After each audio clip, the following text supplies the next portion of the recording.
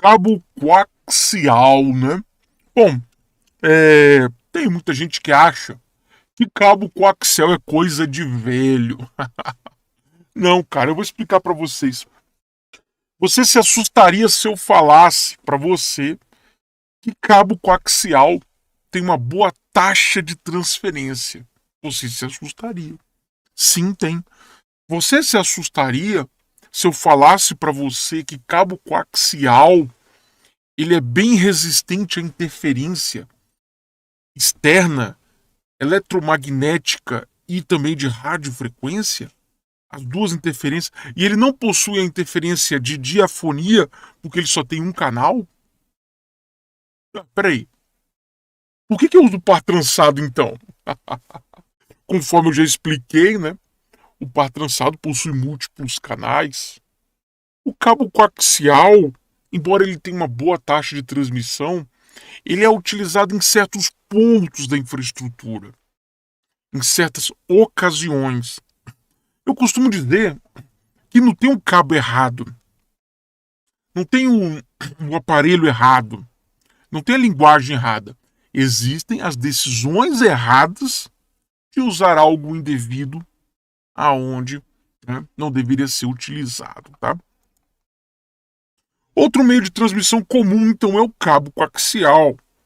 Ele tem melhor blindagem que os pares trançados clássicos. Assim pode estender por distâncias mais longas e velocidades mais altas. Só para vocês terem uma noção, já passamos pela aula de cabeamento de par trançado. No par trançado, o cabo UTP mal e mal chega a 100 metros. O cabo STP bonzinho, 200 metros mal e mal. O cabo coaxial, um cabinho, mais ou menos passa de 300 metros. E um bom cabo, 500 metros. Entendeu? O problema do cabo coaxial, é a topologia dele, né? Que não privilegia, por exemplo, eu montar um laboratório com 40 máquinas. No caso, o par trançado, montar um laboratório com 40 máquinas é muito mais interessante. Mas fazer uma ligação de um departamento de uma instituição de ensino com outro a 300 metros de distância, com cabo coaxial, já se torna algo interessante. Tá? Temos dois tipos, naturalmente. E assim pode se estender por distâncias longas, naturalmente, velocidades mais altas. Sempre quando eu tenho um aumento no número de metros do par trançado, tá? Eu tenho um grande problema com interferências externas, tá? Dois tipos, então, são amplamente utilizados. O cabo de 50 ohms é comumente empregado em transmissões digitais e o cabo ali de 75 ohms é para transmissão analógica e também para televisão, tá? O cabo de 75 ohms. Eu já usei muito internet proveniente de cabo coaxial, utilizando naturalmente transmissão analógica, tá?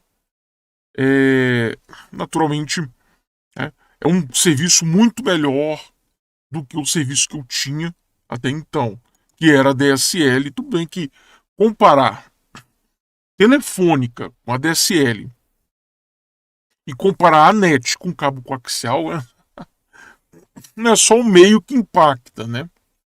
Bom, um cabo coaxial então consiste em um fio de cobre na parte central. Ele é o core do negócio, tá? Núcleo. É por aqui que vai passar o sinal. E naturalmente, ele é protegido por um plástico seguido de uma malha, um condutor externo em malha, que vai fazer o papel de uma gaiola de Faraday. Tá? E isso aqui garante a esse cabo, essa gaiola de Faraday, garante a esse cabo uma boa resistência a emissões externas de interferência, como RF ou eletromagnético. Tá?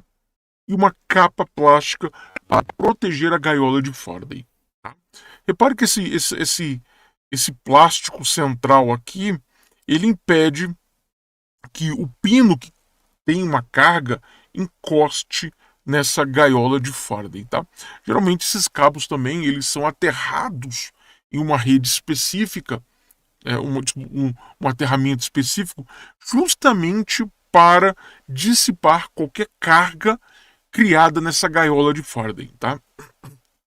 A construção e a blindagem do cabo coaxial proporcionam a ele uma alta resistência a essas interferências e, naturalmente, uma alta largura de banda, porque eu aproveito muito bem o canal devido a essa imunidade ao ruído.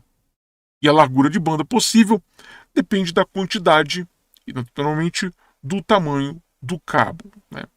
Os cabos modernos, tá? Eles têm ali uma largura de banda aí na faixa já de gigahertz. Vamos lá. É usado em aplicações como linhas, né, troncos telefônicos, cabos de rede de internet de banda larga, conforme eu falei, net, né? Já usou muito.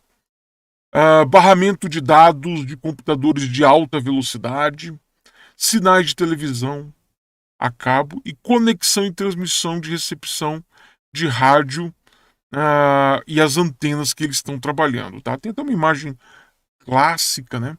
Tem uma imagem clássica aí de um cabo coaxial desse sendo utilizado em uma grande emissora americana, tá? Show!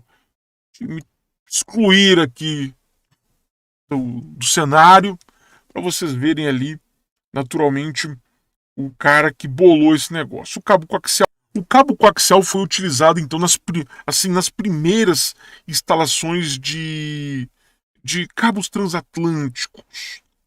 Só para você ter uma noção, tá? Mas, né, naturalmente, foi substituído pela fibra por volta de 1858 para frente ali, tá?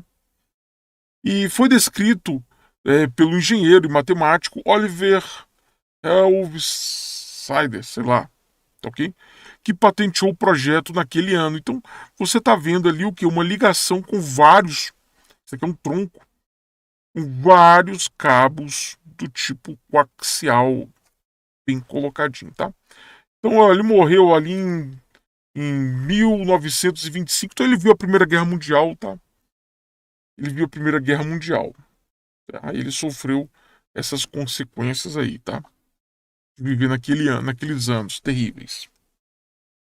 Os conectores coaxiais, eles são projetados para manter uma forma de uma conexão e ter a mesma impedância do cabo conectado. Então, cara, uma coisa que era muito difícil são esses conectores, cara. Daqui a pouco eu vou trazer fotos, tá? Esses conectores aqui, lógico, vou trazer foto de conectores mais simples. Eu tenho que manter a mesma impedância do core. Esse core aqui, eu tenho que manter a mesma impedância nos conectores, cara. Que esse core aqui, nesse conector aqui. Por quê? Vou explicar. Sempre que você passa uma corrente elétrica por um metal, se você tem uma diferença de densidade muito abrupta, parte dessa corrente ou desse sinal volta, gerando interferência. Tá?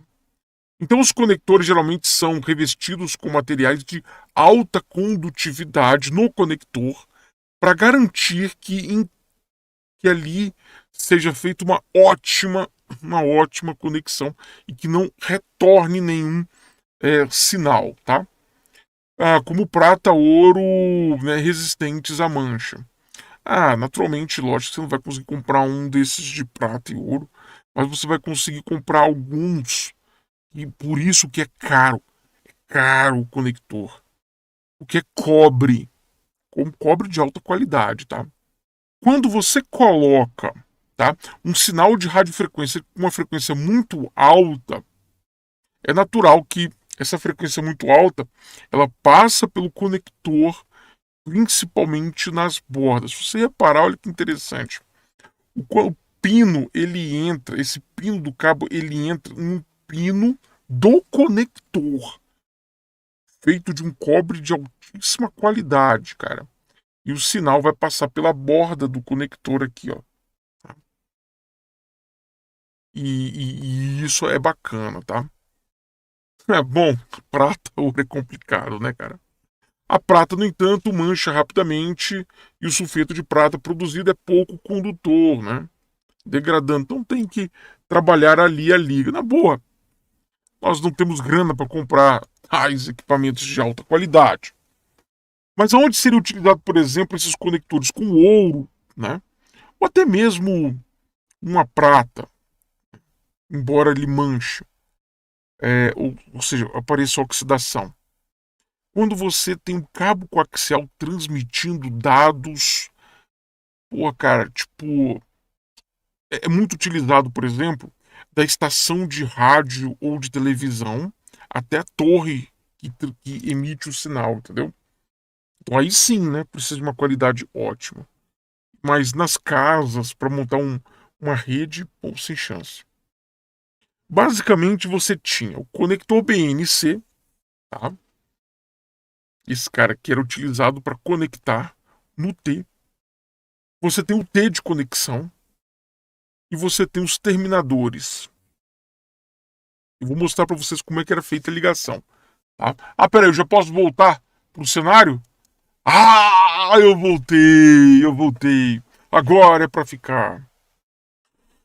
Então o cabo, ele é acochado no conector. Esse pino que aparece no cabo coaxial, aqui na, tá vendo esse pininho aqui, não é o do cabo coaxial não, cara. É esse pininho de cobre aqui, ó, tá? Não é como naquele coaxial da sua televisão que você puxa os cabelos para trás, enfia o conector e o próprio pino do cabo é o pino do conector. Não, cara, aqui é um pouco diferente. Tá? Vamos dar uma olhada aqui. Repare só a qualidade daquele pininho ali no meio. Que vai encaixar nesse buraquinho aqui, ó. Fica chato falar o buraquinho do conector fêmea. Conector macho, que foi o conector fêmea. Mas lembrando que esses termos não fui eu que criei, não, cara. Se tem alguém aqui que tem que ser processado, é o Tannibal, tá? Não sou eu, não, que você não tem que me processar, não. É ele que definiu esses nomes. Então, o conector macho e o conector fêmea. E ele encaixa esse pino ali dentro, então, do conector fêmea. É muito protegido. Repare como é protegido. Tem essa trava aqui também, ó, que vai acochar nesses ferrinhos aqui, ó. Tá meio estranho dizer essas coisas, né?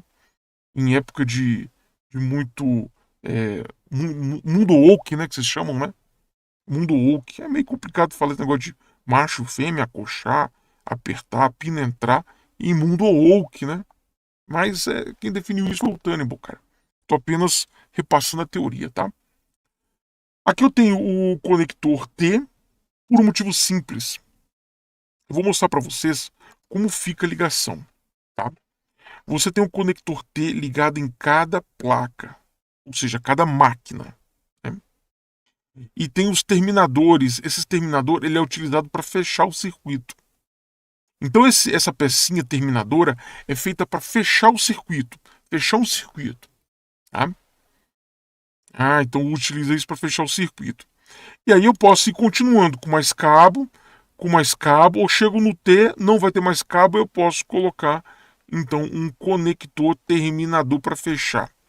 Isso aqui é conhecido como uma topologia em barramento. Então, repare que eu tenho o cabo com BNC ligado ao T e aqui um conector terminador fechando. Tá? Uma placa geralmente possui o BNC, conector BNC. Tá? Isso aqui é o PCI antigo, né? Se vocês lembram, esse tipo de conexão aqui é PCI antigo. Tá? Encaixaria muito bem num Pentium 100, até o Pentium. Até o Pentium 4, né? Até o Pentium 4 ainda tinha muito PCI, né? Então tem esses detalhes aí, tá? Aqui, então, funciona assim. Detalhe, Lembra que eu falei sobre ponto a ponto e broadcast?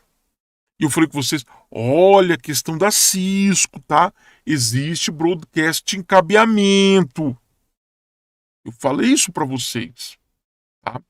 No caso aqui, no cabeamento, olha esse broadcast acontecendo. O computador A está enviando dados. E esses dados, ou seja, essa emissão dessa frequência, ela atinge todas as máquinas dentro do barramento. Isso aqui é chamado de bus. Tá? E o terminador ele serve para parar aqui o sinal aqui, né? Fechar o circuito aqui.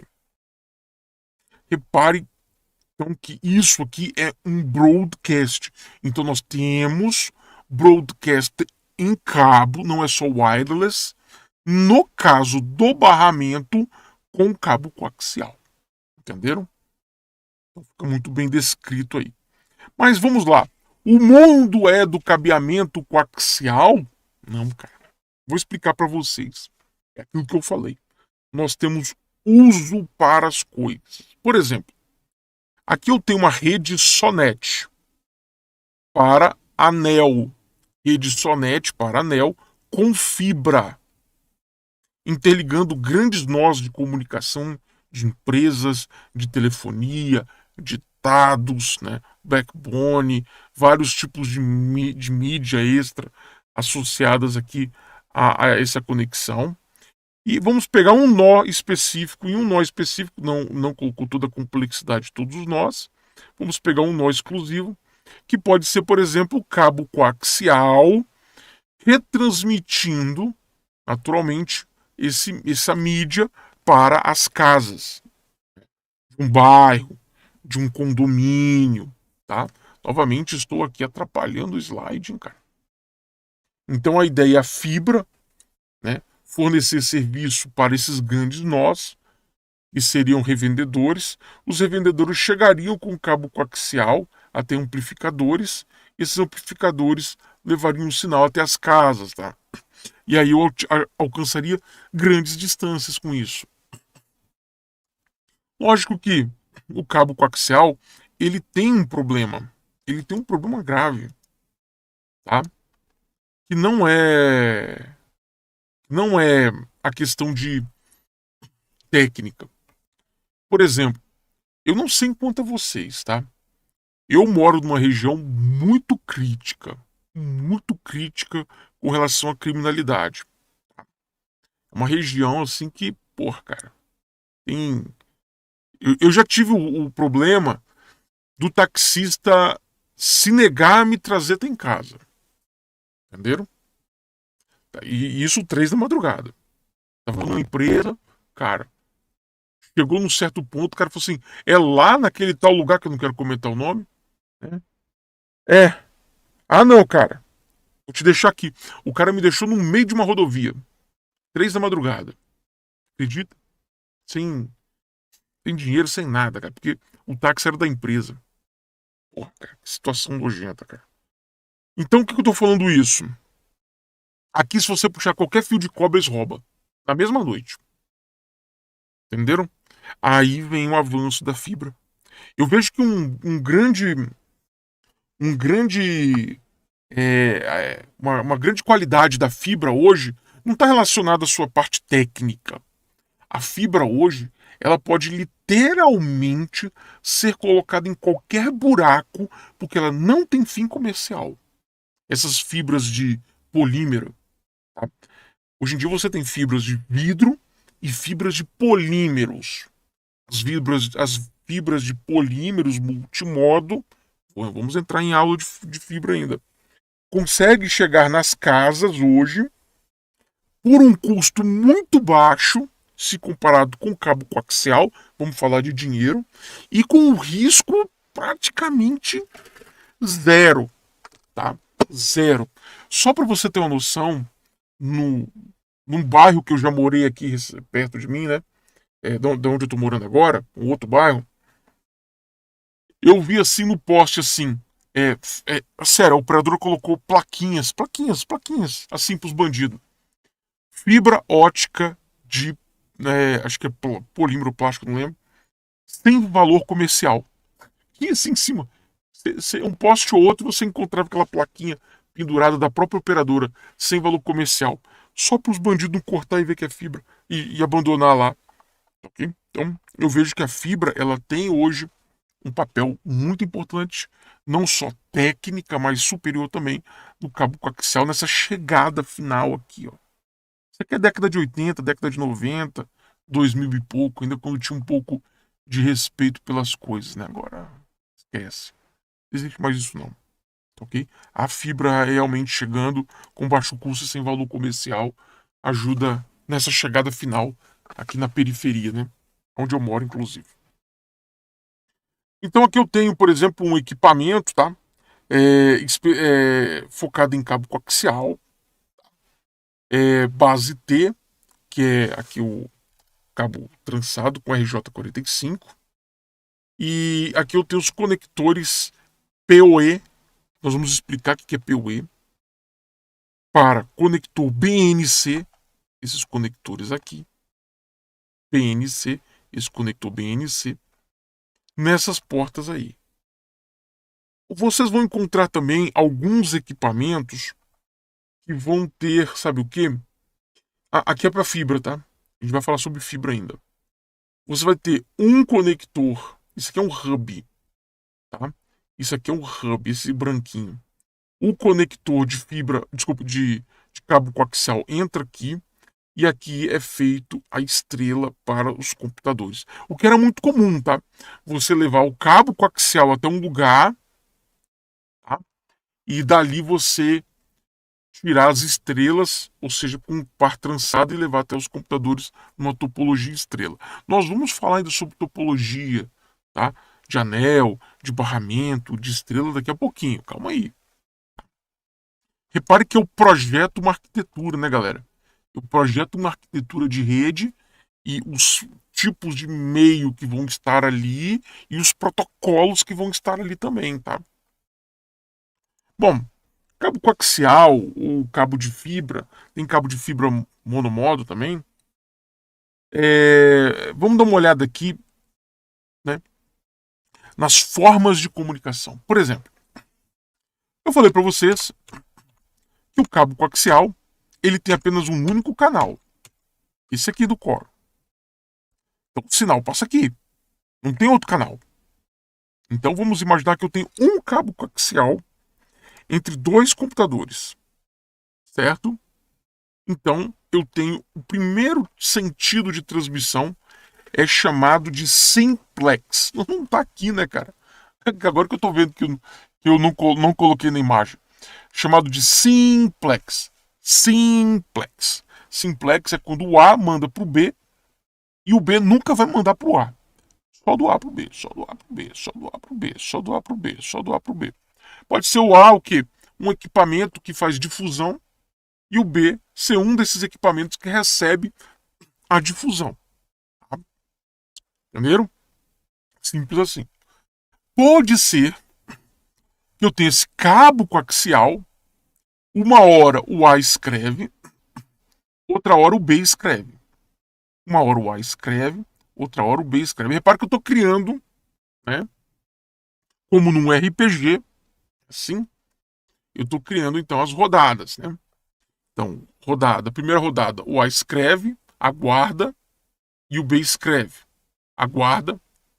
Próxima rodada, o A escreve, aguarda, o B escreve e aguarda. Por que aguardar? Eu tenho que esperar todos os bits passarem pelo canal.